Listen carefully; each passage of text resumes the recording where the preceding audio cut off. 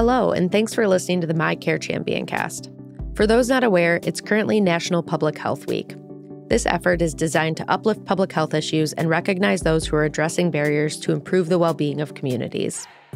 The MHA is a proud sponsor of this year's event, and even prouder of the work being done by Michigan hospitals to enhance and expand resources that help residents thrive.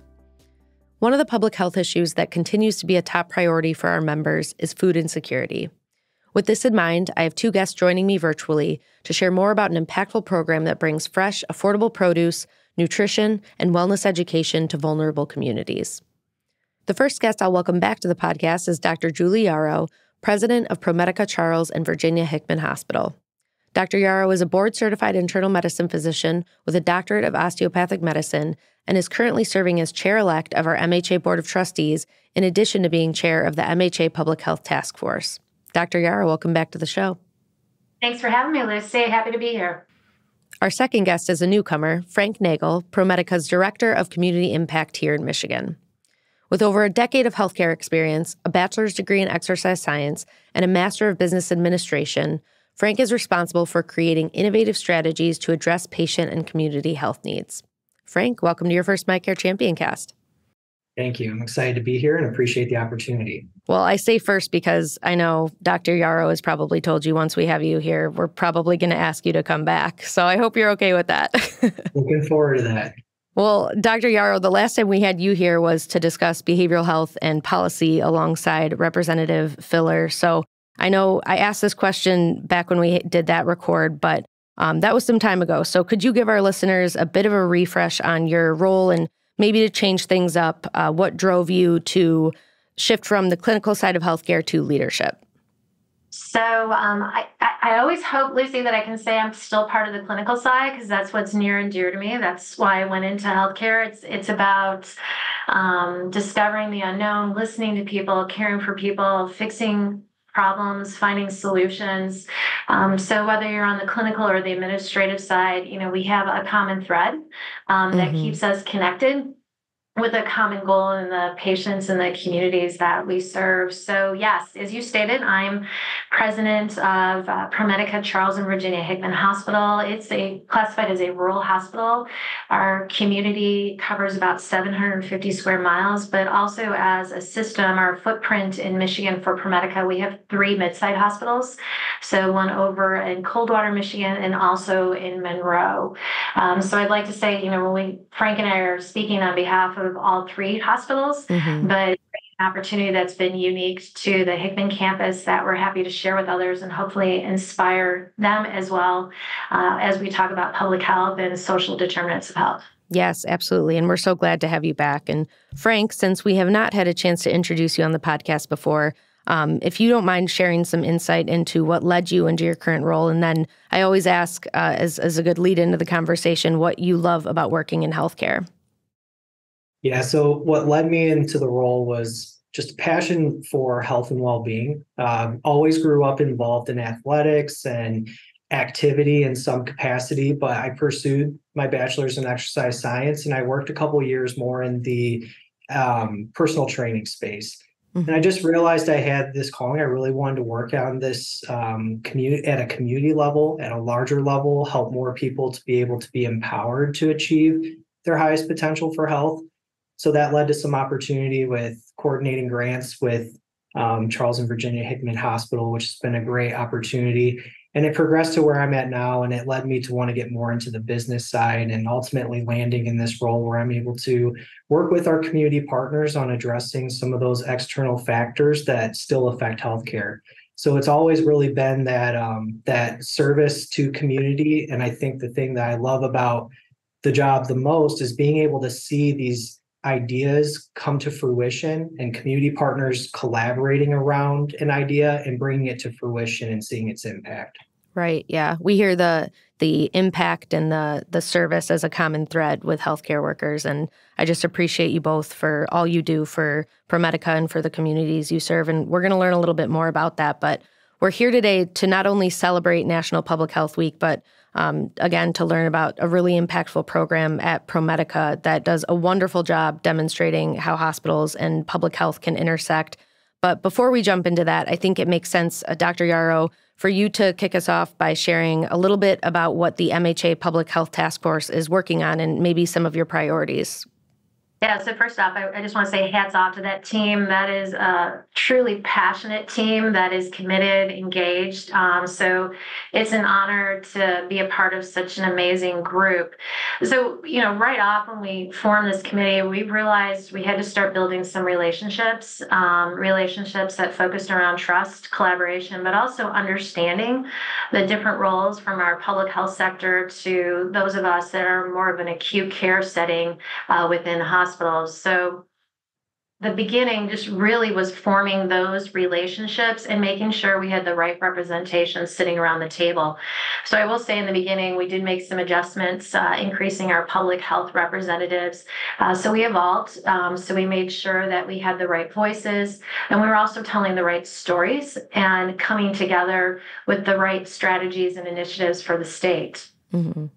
So what we learned was, number one, telling our story and making sure that story had a unified message that we could all share. We learned a lot from the pandemic, and we're still learning as we're doing a look back. And I realized for many of us, not just in the community, but inside the healthcare, there was some confusion at times, and maybe messaging was mixed. And we realized that sometimes caused us all to have to take a step back. So one thing that we agreed upon was just going back to the basics of what is the true foundation of a story that resonates with everyone, that can be understood by all audiences, and has a clear message and takeaway. So that's really been a strong focus of what we're doing. But most recently, as there has been increasing awareness of upper respiratory infections, not just COVID, but RSV, influenza, and then the recent outbreaks in Michigan with the measles. We are coming together to look at how we can encourage communities to understand the importance of vaccinations, all generations, and how we collaborate together. Some of our recent vaccinations for RSV, there were limitations in the amount. And so we came together with the health department to try to say, how do we prioritize who gets this vaccine and where those vaccines need to be located and whose responsibility it is in that delivery system. So I think that's been a big step for us, coming together before an issue becomes a huge barrier or gap in our ability to care for our communities.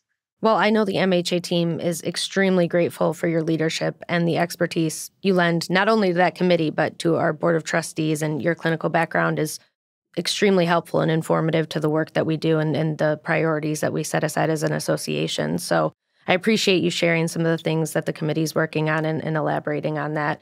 And Frank, I know as Director of Community Impact, you have a lot of wonderful insight as well. So as a lead into today's discussion, can you share why it's so important for hospitals to be engaged in public health efforts?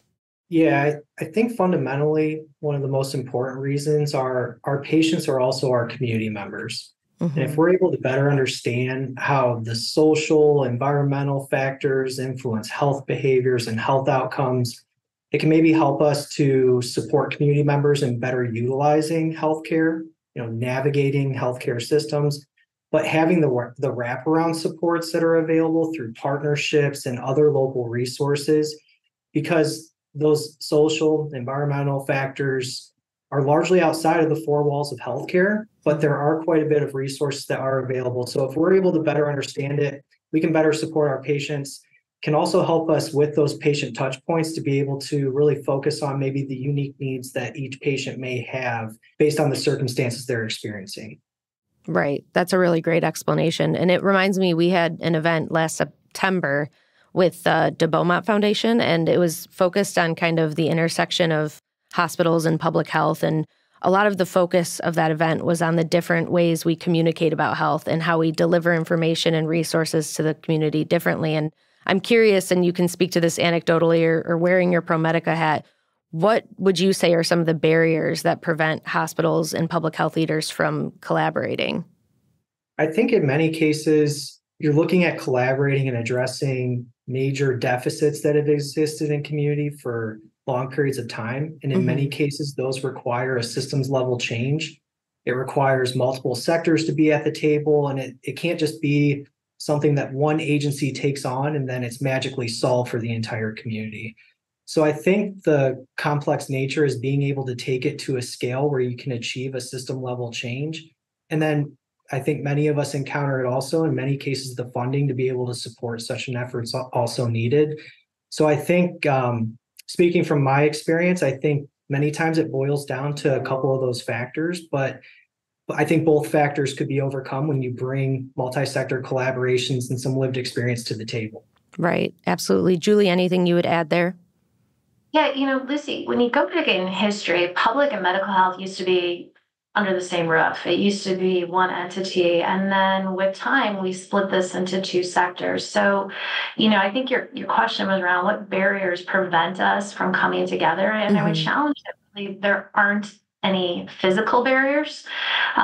We just need to kind of dust things off and remember the importance that there is in coming together preventatively rather than reactive.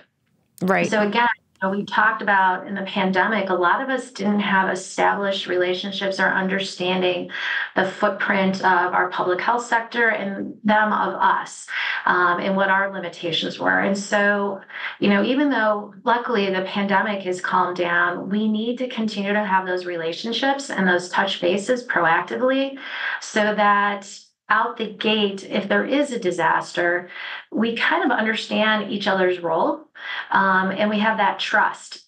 So, the barriers are probably barriers we put in front of us. We always say we don't have enough time to go to another meeting, or, we always wish we had picked up the phone. We need to probably be more deliberate about meeting a certain cadence. And I would say that's not just with public health. There's probably others that need to sit at that table to have that diversity and that equity. So, the schools, local law enforcement. So again, we're kind of proactively looking at what we might expect in the next 6, 9, 12 months.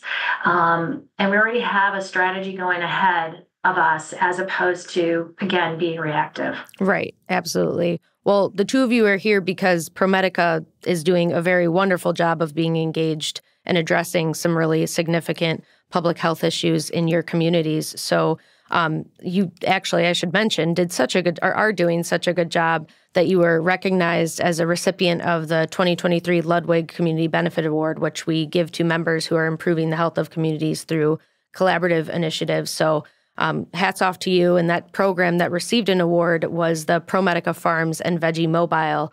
And I don't want to steal your thunder, so I'll turn it over to the two of you to elaborate on what exactly that program is.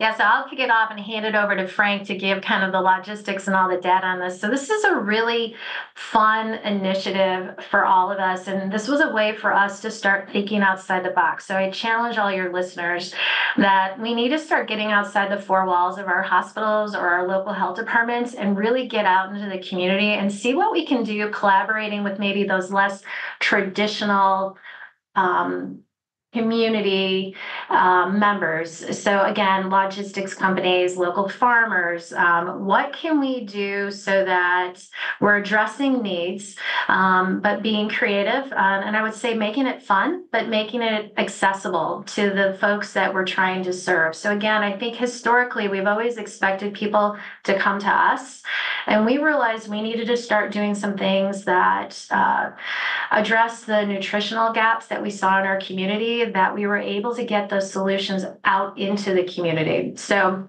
that's the ProMedica Farms, which really started with the Veggie Mobile, which started, I think, Frank, was it 2018? We started this? So the Veggie Mobile officially launched in 2013, and then the farm in 2018. So 2013, we saw just getting research and data from the communities that we served that, we have some really small towns that are population less than 2,000. And it is difficult sometimes for our local grocery stores to stay open in those kind of environments, particularly when you have seasonal variation. And so whenever you need to scale down, I think one of the things that we saw was most likely are those perishable items, so those fresh fruits and vegetables. So we tried to think of a way that we could get fresh fruits and vegetables out to the community we didn't want to compete with the local grocery departments, but we heard that many of our folks had transportation issues. They also had financial limitations that allowed them to buy a whole bag of carrots or a whole bag of apples. And we also heard from our providers that we knew nutrition was an important part of making sure our patients stayed healthy. Mm-hmm. And so we have this Veggie Mobile, which is literally a refrigerated truck that is covered in bright colors with fresh fruits and vegetables all over it. And we drive out to 30 plus stops a month, and we take produce into the communities that would be considered a food desert. And I think a lot of people I know when I would talk to friends and family are like, you're in rural America, doesn't everybody grow their own produce? Well, no. Mm-hmm. You know, I would say when you look at rural America and urban America, we have the same issues. We just need to be creative in how we find solutions.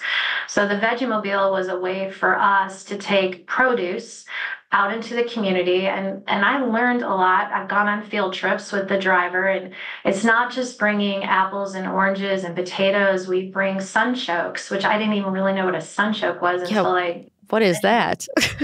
A sunchoke, it looks like a horseradish root, but it is a healthy alternative, like a starch alternative for diabetics. Actually, any of us can eat.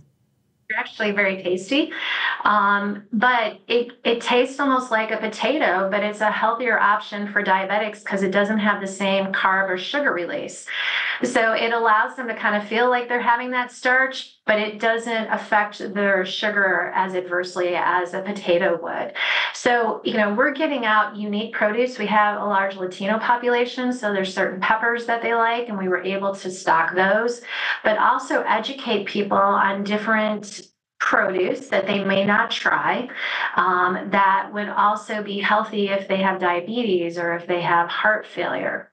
Right. So we started out with, and then our new campus is on 135 acres. We were able to build a brand new rural hospital right during the pandemic, and there was a farm sitting on that campus. And so we decided to expand our Veggie Mobile into what we call the ProMedica Farms. And the ProMedica Farms is a way that we can educate folks on healthy eating. We can educate school kids on how they can cook a healthy meal in a microwave, or how they can grow a mini farm in a pot that could be sitting outside their back door. It also is handicap accessible, so we have raised beds so people with physical limitations can participate in growing. And some of that produce goes back into our Veggie Mobile, and we're able to get it out in the community. But it's also allowed us to collaborate with many others. And I'll let Frank kind of share some of those collaborations, but just some of the statistics and the amount of produce that we get out and how we're able to allow people to pay for that produce and what we can donate back to them. Right. Yeah. And I know, obviously, identifying the needs of the community is done a lot of times by hospitals through the community health needs assessment, which I imagine was a big part of the foundation of this idea. So, Frank, can you speak to a little bit of the history of when and how and why the idea of the farms and the mobile came to be? Yeah, and I wasn't involved at that time, but I came in shortly after. But to the question that came up earlier about the importance of healthcare being involved, there's so many pieces that healthcare can serve as a convener, like Dr. Yaroch said. And what happened in about 2010 was a convening of local agencies, so anchor institutions and agencies that have been in the community for long periods of time came together because following the 2008 economic recession, there was perceptually so much need for food access. People were experiencing financial strain. They weren't able to get to the grocery store because of those barriers that Dr. Yaroch outlined, like transportation, for example. And so in that convening, the partners realized it'd been over a decade since the county had conducted a health assessment. So the hospital was able to work with the health department and partners in completing that. But the data point that really stood out to most people when they were doing the community health improvement planning was that less than 5% of adults were reporting they were eating the recommended servings of fruits and vegetables per day. And so that whole conversation sparked, right? Well, what does that mean for children? If parents are the ones doing the grocery shopping, then that affects youth. How can we take action? And so in that convening, the hospital and a couple other agencies came together and pursued a grant. So that power of collaboration led to securing a USDA grant that allowed for the Veggie Mobile program to launch in 2013. So that program started with, I believe, going to 3 scheduled stops per week and maybe 2 or 3 stops each day, to now, there's upwards of 4 or 5 stops a day. And to Dr. Yaroch's point, we're going to over 30 community locations to take the produce to the community. And to address the barriers that she said, taking it to the community addressed the transportation factor, but all of the produce that's purchased from local growers, farmers, a wholesaler, one, it allows the program to operate year round, but 2, it allowed us to be able to sell all of that produce back to the community at no cost. So now people are able to stretch their EBT and their SNAP dollars further. They're able to stretch all of their income a little bit further because now there's just a little bit more affordable produce option that comes to them and can overall just provide the easier choice as a healthier choice. So immediately, I think that was some of what we encountered was we saw there was a need. Community partners came together to be able to address that. And the hospital was able to serve as a lead in that. And I think that anchor institution role is why the hospital came into being the lead for that. And it ultimately resulted in great resources that have blossomed to having now the farm campus open in 2018. So the progression was really great. I think as far as the history of the Veggie Mobile is concerned, that was really the fundamental start of it. And it was able to be sustained beyond that because the hospital stepped in to sustain it long term. Right. That's incredible. And I know this might seem like a little bit of an obvious question, but Dr. Yaroch, with your clinical background, can you touch on the tie between food insecurity and how it affects health outcomes for residents? First off, when people have a limited income, you have to determine where you're going to spend those dollars, right? And I hate to say this, eating healthy, it costs more. There's also more time and energy, and there's other, sometimes limitations as to what you have access to cook on that can limit what you choose to eat. And so I think when you have a limited income, you go for those non-perishable items. So one of our goals here was we really need to look at how we can make this more accessible so they can make the right choices, because we know, unfortunately, those non-perishable items are higher in sodium.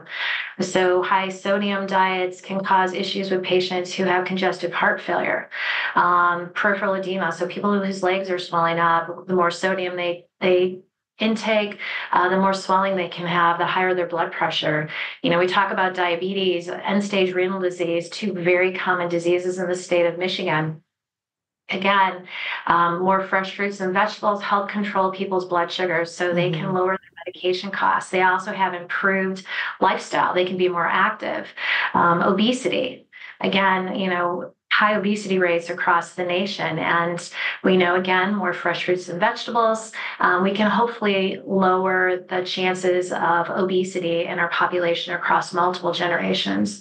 So, the other piece of this is we've really collaborated with our providers so that if our providers identified patients that were struggling with getting fresh produce, they could write a script. And they could redeem that script at the Veggie Mobile. And again, as Frank stated, we started this with only a couple stops. And then as word got out and we started sharing calendars at the senior center, we started publishing where the Veggie Mobile stops to be on the local radio station. We started having a lot of people reach out to us saying, hey, look, we have a large senior population. They meet every day to play euchre at a certain location. Could you make that a stop? We had the colleges reach out to us. Saying, that many of their students struggled with getting fresh produce, particularly when the school was shut down and they were staying, during those off seasons. So it grew from there, and even so far to having local convenience stores that were in more vulnerable communities, would comment that, again, because of the shelf life, they weren't able to offer fresh produce. So they reached out to us to see if we could form a connection with different growers or different manufacturers that might be able to discount produce for them so they could add that to their shelf and offer that as one of their choices to the communities that use them as their regular grocery store. So it started small and just really grew just by raising awareness and forming connections and responding to community and patient needs. Right. Yeah. And I might be getting ahead of myself, but I don't want to forget to ask if there were anybody if anybody listening was interested in collaborating with ProMedica on these efforts, what steps should they take? Or if they heard about the Veggie Mobile and they wanted it to come to their community, if it's within range of where you are serving, how would they go about that? Frank, you want to take that one? I was going to say, anybody's more than welcome to reach out. We can always share insights on how the program came to formation, the ways that we use data and feedback from the community to develop it.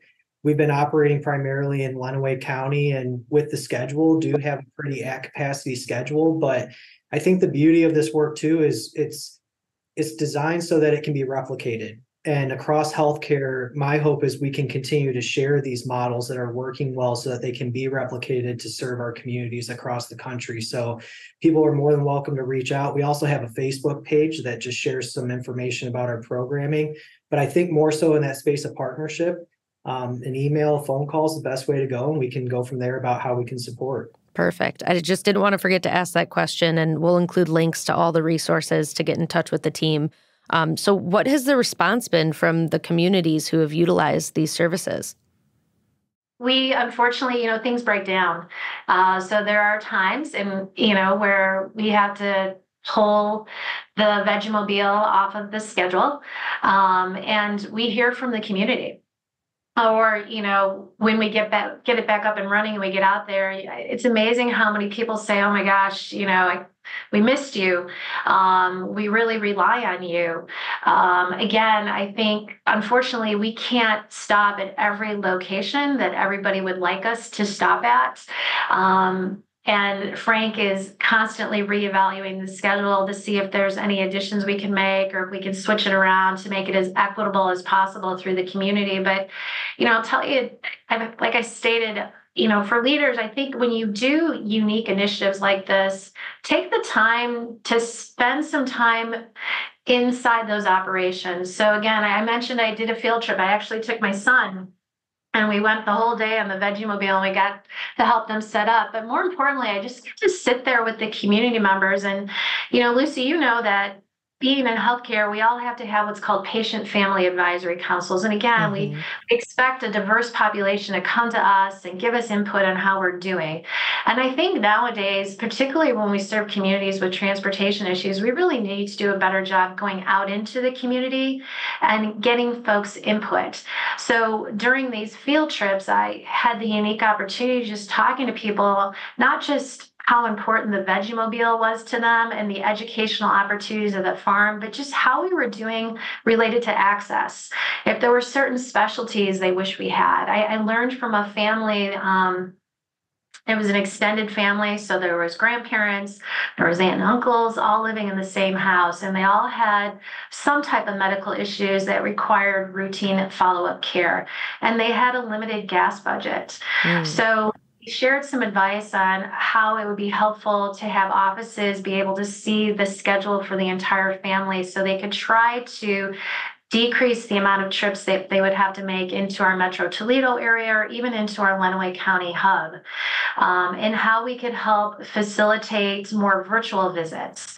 So I think it was a really unique opportunity for me to hear back from the patients that we serve in the communities we serve, but also to observe the environments that they're living in and seeing what other initiatives we may be able to assist in. Again, we can't do it all, but Frank talked about anchor institutions, and we are one of those. And so we can form connections. So if there's housing issues, transportation issues, by being out there, getting feedback from the folks that live in that environment, we can better represent them and form connections that hopefully can find solutions to other social determinants that we might not be addressing ourselves. Right. Yeah. That reminds me of the last month's episode. We talked about medical mistrust and how for some communities who are vulnerable, it's hard to just get to the doctor's office for many reasons. There are many barriers that may exist. So getting out into the community, I can imagine that being on site and having those conversations has an impact that goes far beyond even the food insecurity piece. Frank, anything you'd add on the response that you've gotten from those who are utilizing the services? Yeah, I think that being able to mobilize the resources to the community, like Dr. Yaroch said, it built trust, but it was a progression. We had to keep showing up and show the community that they could rely on that resource being available. and that what it was portrayed as was delivering, so it was truly providing produce at cost. And as that trust was built, it opened up the door for community members to share feedback. The farm was designed because of feedback that was shared through the Veggie Mobile. So we're like, great, the community now has access to fresh produce, but we found people were asking questions. How do I even prepare this? Or where does Brussels sprouts come from? And we were hearing from some youth, the perception of, well, I know that comes from the grocery store in the can. When in reality, we saw, okay, there's this beautiful farm that's already at the farm. And with Dr. Yaroch and the leadership there, we're able to put that campus into work so that there now is this hub of education that shows people not only where their food comes from, a clinically accessible hoop house and outdoor gardens, but then partnerships that were formed that provide cooking demonstrations and really show people, okay, here's how you can garden, but here's how this food can also be used in your day-to-day in a really tasty recipe, and really start to overcome some of those perceptions like veggies aren't good. No, actually, you know what? There's a lot of recipes that make it taste great. And there's been a really positive response to where kids coming in from school groups are plucking tomatoes off of the plants and popping one in their mouth when they're walking around. And we're kind of overcoming some of that bias about produce, veggies, and healthy eating just by being able to expand upon it at the farm with cooking demonstrations, gardening, and education. And we're so fortunate, to Dr. Yaroch's point, to have partnerships because we have evidence-based programs and workshops that are offered. We have a great partnership with local farmers and our local corrections facility that has a gardening program. And there's tons of produce that we're able to collaborate in either donating back to the community or just taking to the community so it's more accessible. That's wonderful. I do need you to expand on what a hoop house is. Yeah, sorry. Yeah, so the hoop house is like a greenhouse. It has inside of it grow beds. So ours is a little bit unique. In the partnership where this was established, it was designed with grow beds inside the hoop house that are called keyhole beds. So if somebody's sitting in a chair, they're in a wheelchair, they use a walking device, they can be in the center of that gardening environment and be hands-on and active, but it's completely encapsulated like a greenhouse with the visqueen or tarp over top. But the really cool thing is it has a thermostat inside, so it's able to lift the sidewalls and keep the internal temperature really regulated so we can grow produce year round. So we know in Michigan, our winters can be pretty intense, pretty cold, but we're able to adjust the growing season plan so we can have colder temperament crops like spinach, leafy greens, among other things. And we can still be providing produce in some capacity, but then we really take it to scale in the warmer months in the traditional growing season. That's incredible. I really appreciate you sharing so much detail about that. And I just wanted to make sure people weren't thinking it was like a place where kids were hula hooping. I don't know. I should have the thought of like, maybe we should clarify what that is. I want to be conscious of how busy the both of you are, but are there any, two-part question, are there any plans, and I know you kind of touched on this in how people can reach out, but are there any plans to expand the work of the Veggie Mobile and ProMedica farms? And then as a second part of that question, what other efforts are underway at ProMedica to advance in public health? So I'm going to let Frank answer this question. So, our farm, we're always looking at different partnerships with the local schools, Boys and Girls Clubs, senior centers. Again, listening to the community on what programs they would find interesting. Again, if people don't attend, we're not making a difference or an impact. So we're always up for anyone's advice as to what they would find beneficial related to our healthy cooking classes and our educational classes on how you can grow at your own home or in your apartment. So we encourage feedback because we're here to serve everyone else, not just serve what we're passionate about. But I think, as it just relates to how we address other needs in our community that have direct impacts on health and well-being, I think Frank has some additional opportunities we're exploring that he can share with your listeners. Yeah, and even so, since we walk you through that timeline and, we have the farm education, one of the newer things that we have done is we implemented a food security initiative where we've partnered with our food bank. and we get prepackaged food bags that we ultimately have delivered at the farm. We put some recipe cards, information about local food pantries, and we're able to have those food bags delivered to our primary care offices. And then the hospital also has food resources at discharge so that any patient that screens positive for food insecurity has a resource when they leave our offices or our facilities. And they also have a listing of the resources that are available in the community so that they're supported outside of our facility as well. And so what we're doing with the farm is really looking at what ways can we further connect some of the gardening and those educational opportunities to patient cohorts that are screening positive for food insecurity, be able to lean a little bit more into that for patient offerings, also for our staff. I mean, we have large gardens out there, so we're opening it up with gardening plots. If staff, don't have a garden at home, but would like to just contribute to almost like a community garden model, staff and community can support that as well. We are really fortunate that we have a strong volunteer program. We have over 50 volunteers that come and just support routinely with the day-to-day maintenance of the farm.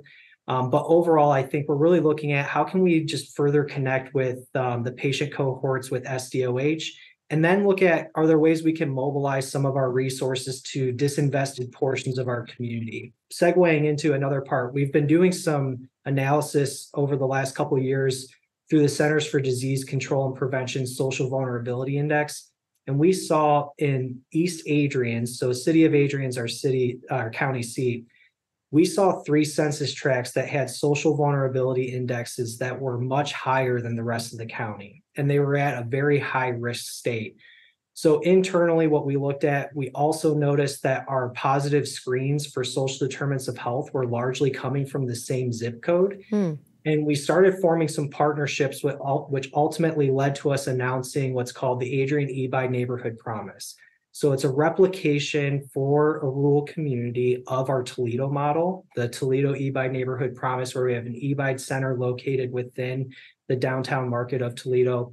But we're tailoring and replicating this for a rural community. And from what we can see, it's one of the only or first of its kind type of rural investments to really focus on the placemaking. So we've partnered with over 50 agencies, and we're working within these disinvested neighborhoods to get feedback from community members about what's needed from a resource perspective. And what we've started focusing on now is mobilizing evidence-based and no-cost programming and workshops that are centered around finances and education, jobs and training, health, and housing. And so we started offering that programming in September. We've been able to offer about 57 workshops that serve just over 100 community members, and we're just getting started. And really all of this is centered around mobilizing those resources to that underserved portion of the community, but being able to serve the county and really anyone that needs those resources. So I guess with that, I think the things that we're doing to expand upon the farm is providing those wraparound supports, because if somebody screens positive for food insecurity, it's likely they're also screening positive for other domains of social determinants of health as well. So we want to make sure we have a strong continuum of financial empowerment resources, housing resources, transportation, and the full list of the others. And that's where our team is working in the neighborhood. So we have some office space that we're renting right now, and we're building that presence, but ultimately we'll be expanding the programming that's available through partnerships and through new program design based on philanthropic investments, grants, and other resources we can allocate to really addressing these major health disparities and inequities we see that exist in these neighborhoods as compared to the county. Right. Yeah. Well, it sounds like you have a lot going on, and I think that there's so much that our listeners are going to take away from this conversation, and there's so much to learn from the model that ProMedica is following in this space. And it sounds like we'll definitely have to have you both back to learn more about those other initiatives as well. So the last question I have for you before I let you both go is, how would you encourage fellow hospital leaders to get engaged in public health efforts this National Public Health Week? Julie, we can start with you. Yeah, so I'd encourage them to think outside the box. It's a team effort. It's a community effort. So, find people's passion. Healthcare is not just about making a diagnosis and a treatment. I think there is a lot more we can do in collaborating with others. So again, our Veggie Mobile, collaborate with a logistics company that might have a refrigerated truck, a correctional facility that grows a garden. Really look at unique partners and take advantage of those unique touches as an opportunity to listen to the folks that we serve and get feedback on how we're doing related to their health and wellness.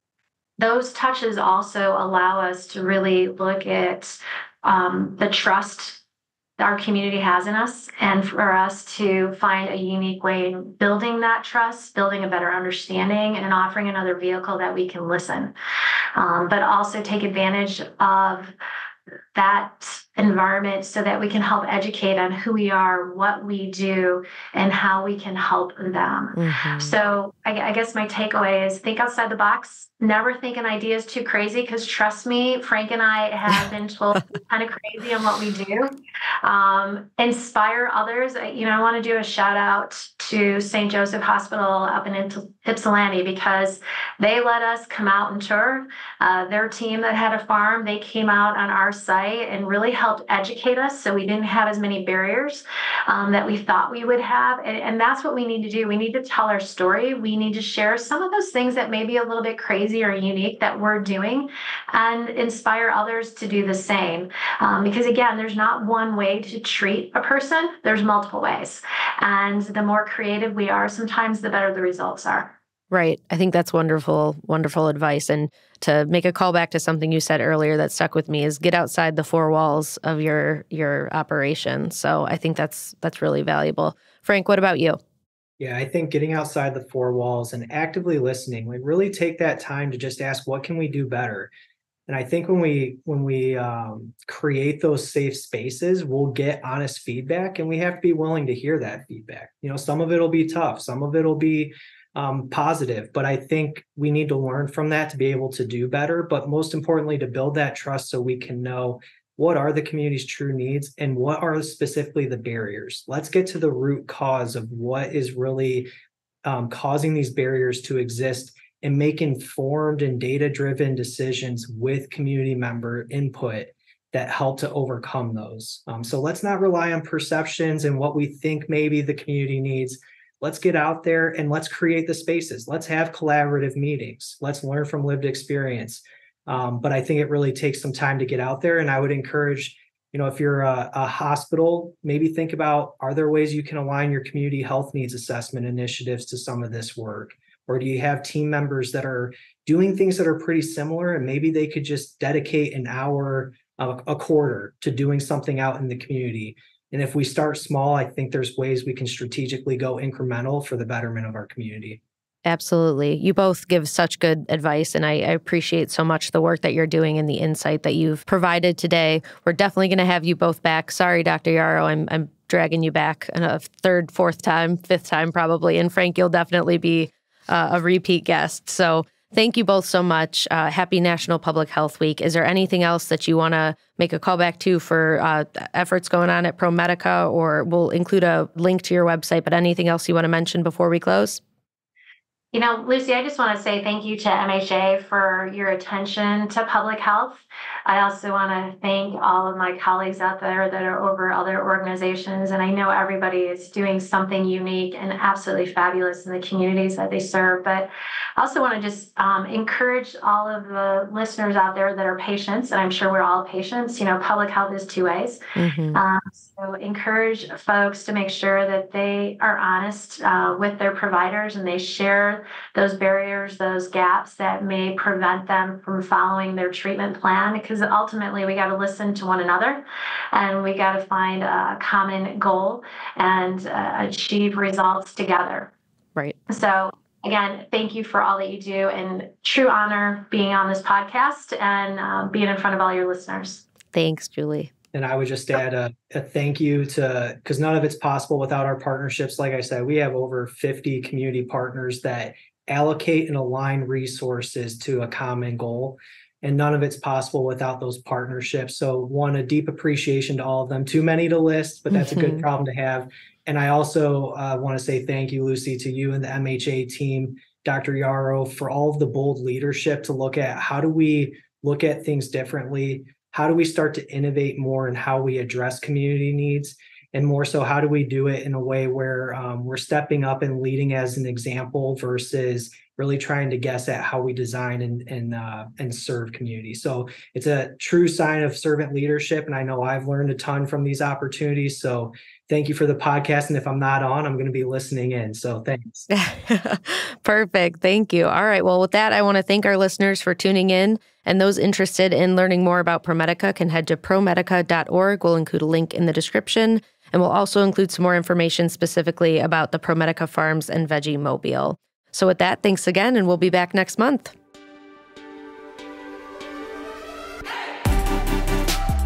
Thanks for listening to the MiCare Champion Cast. To learn more or get involved, visit MHA.org.